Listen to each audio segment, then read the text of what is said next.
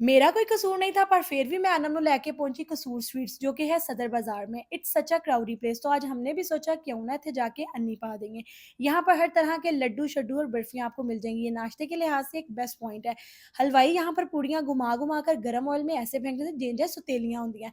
समझ नहीं आती संडे को सब देर तक सोते हैं तो फिर हलवा पूड़ी जल्दी क्यों खत्म हो जाती है। पर यहाँ पर हलवा पूड़ी जल्दी खत्म नहीं होती। फिर हमने लाहौरी होने का सबूत देते हुए अपना ऑर्डर दिया, जिसमें हलवा पूड़ी, चने, लस्सी-शस्सी और यहाँ की फ़ेमस कचौरी और समोसों का ऑर्डर दिया।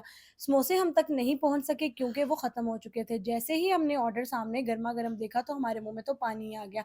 बड़े मज़े से खाते, अनम की तो वैसे ही नीयत गंदी थी, फटाफट खाना शुरू हो गई। फिर लस्सी-शस्सी पीकर डिकार मारा और उसके बाद पोस्टमार्टम करने लगे हम लोग कचौरी का। सारे बचे हुए चने और रायता हमने इसके ऊपर डाला। मैंने तो बड़े ही तमीज़ से चम्मच के साथ खाई, लेकिन अनम लंगर समझ के शुरू हो गई।